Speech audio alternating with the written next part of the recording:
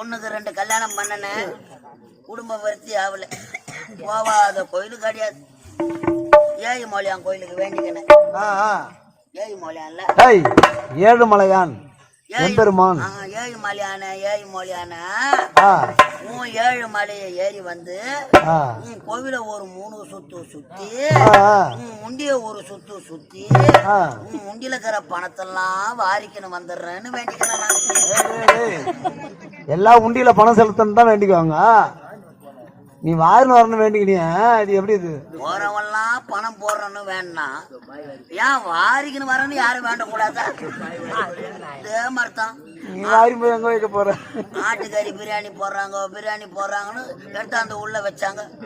உள்ள போவங்க வாரி தூள் புள்ளியா